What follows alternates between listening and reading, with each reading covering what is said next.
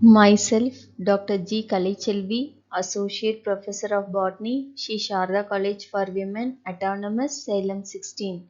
In this video, I am going to discuss about plasma membrane. What is plasma membrane? It is defined as thin, elastic, semi-permeable living membrane that serves as a boundary for the cytoplasm. The term plasma membrane was coined by Naegeli in 1855. The plasma membrane is otherwise called as cell membrane or plasma lemma. Plasma membrane is the outer limiting membrane in all animal cells, but in plant cells and bacterial cells it is present inner to the cell wall. It serves as a barrier for the flow of some components into and out of cells. Thus, it determines the composition of cytoplasm in the cell.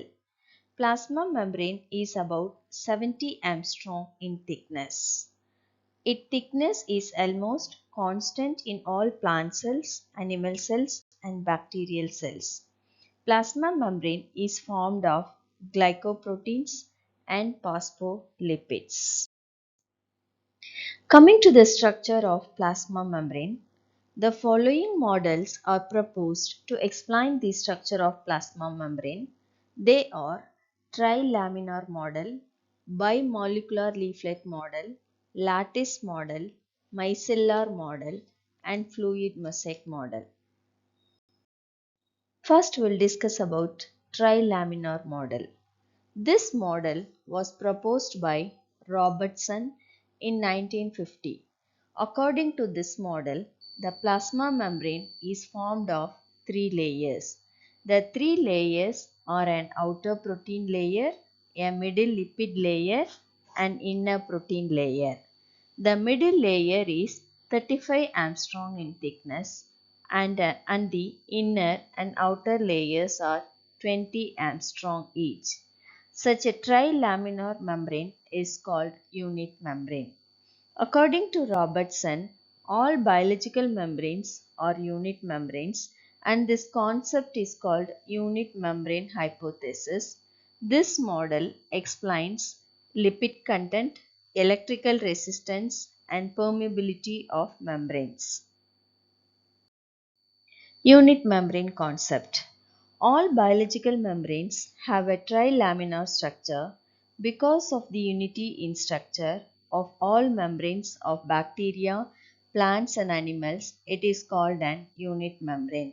This concept is called unit membrane concept. The unit membrane concept was proposed by Robertson in 1959. According to this concept, the plasma membrane is formed of three layers, namely an outer protein layer and a middle lipid layer and an inner protein layer.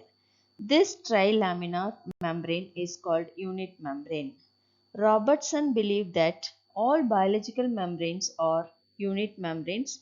The plasma membranes of prokaryotes and eukaryotes are unit membranes. Fluid mosaic model. Fluid mosaic model explains the structure of plasma membrane. This model was proposed by Singer and Nicholson in 1972. According to this model, the plasma membrane consists of lipids and proteins. The lipids is in the form of fluid and the proteins are embedded here and there in the lipid in a mosaic pattern. Hence the name fluid mosaic model.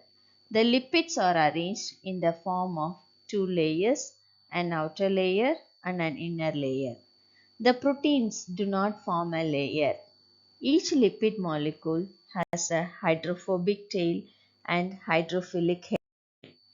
The hydrophilic head faces outwards and hydrophobic tails of the two layers face each other.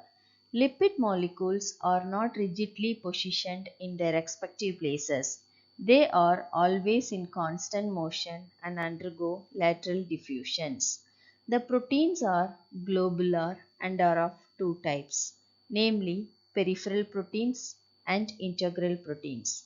The peripheral proteins are arranged on the surface and are loosely bound to the lipid.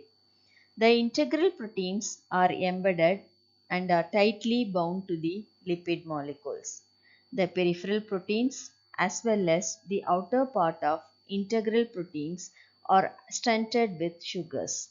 Such proteins with attached sugars are called glycoproteins. If the peripheral proteins are removed from the membrane, there is no disruption in the membrane structure. But if integral proteins are removed, the membrane structure is disrupted. Similarly, sugars are also attached to the outer surface of some lipids. These lipids with attached sugars are called glycolipids. The fluid mosaic model stresses that plasma membrane is semi-fluid in nature. The lipid as well as the peripheral proteins move freely within the lipid bilayer. The fluid mosaic model is the accepted model because it explains the transport through the membrane. Coming to the chemical composition of plasma membrane. Plasma membrane is formed of mainly of lipids and proteins and a small proportion of carbohydrates, nucleic acids, salts and water. Lipids. The bulk of plasma membrane is formed of lipids. The main lipid component of plasma membrane is phospholipid. Phosphatidylcholine, phosphatidylethanolamine, phosphatidylserine, and phosphatidylinositol are found in cell membranes of most cell types. The lipids of plasma membrane are amphipathic in nature. It consists of head and two tails. The head is hydrophilic and polar, and tails are hydrophobic and nonpolar. The lipid molecules form a double layer in the plasma membrane. The tails are oriented inwards and head faces outwards. Proteins. The proteins of plasma membrane have high molecular weight. Three different classes of proteins occur in the plasma membrane. They are structural proteins, carrier proteins, and enzymes. The structural proteins form the backbone of the cell membrane. The carrier proteins are involved in active transport. The enzymes include ATPase, phosphatidase, hexokinase, RNase, and esterase. Next, carbohydrates. They form a cell coat around the plasma membrane. The sugar units may be 2 to 60 per chain. This chain is found attached to N-terminal end of the protein. Galactose, mannose, N-acetylglycosamine, and sialic acid are the important carbohydrates found in the plasma membrane of RBC. Nucleic acid. The plasma membrane of Arabica egg contains nucleic acid. Salts. Salts are generally present in the cell membrane. Some of them are present in higher concentration. Coming to the functions of plasma membrane. First is mechanical support. Plasma membrane gives a definite shape to the cell. It protects the cell contents and keeps the cell components in place. Exchange of materials. Plasma membrane regulates the exchange of materials into and out of the cell. It allows the needed materials to enter the cell and sends out the unwanted materials from the cell. Hence, the cell membrane allows one substances to pass through more easily than other. This property of cell membrane is said to be selectively permeability. Next is biogenesis of cell organelles. Certain organelles like endoplasmic reticulum, nuclear membrane develop from plasma membrane. Absorption. The microvilli of intestinal cells increase the surface area. Hence, the rate of absorption increases. Cell recognition. Mammalian leukocytes recognizes foreign cells like bacteria and engulf them by phagocytosis. Similarly, the macrophages of spleen can identify worn out of RBCs from healthy RBCs and destroy them. The sites for cell organization are located on the surface of plasma membrane. The amino sugar sialic acid is involved in cell recognition. Antigenic specificity. The antigenic specificity of the cells are located on the surface of the plasma membrane. The antigenic determinants are the glycoproteins of plasma membrane. The rejection of transplanted tissues is determined by antigens, that is glycoproteins, located on the cell membrane of implanted cells. Transmission of impulses. The plasma membrane of nerve fibers transmit nerve impulses. Osmosis. The plasma membrane allows the free movement of water. The process of movement of water molecules from the region of higher water concentration to the region of lower water concentration is known as osmosis. The osmotic process in which the water molecules enter the cell is known as endosmosis, and the reverse process is known as exosmosis. Due to endosmosis, the pressure inside the cell increases. The pressure is termed as hydrostatic pressure. Since this pressure is caused by osmosis, it is termed as osmotic pressure. The plasma membrane maintains a balance between the osmotic pressures of the inter and intracellular fluids. Passive transport or diffusion. The movement of molecules across the plasma membrane from the region of higher concentration to the region of lower concentration is known as passive transport or diffusion. Diffusion occurs through pores present in the cell membrane. This process does not utilize energy.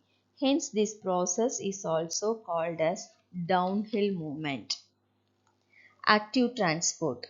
The movement of molecules and ions from the region of lower concentration to the region of higher concentration against the concentration gradient is called active transport. It is compared to uphill movement. It needs energy. The energy is provided by mitochondria.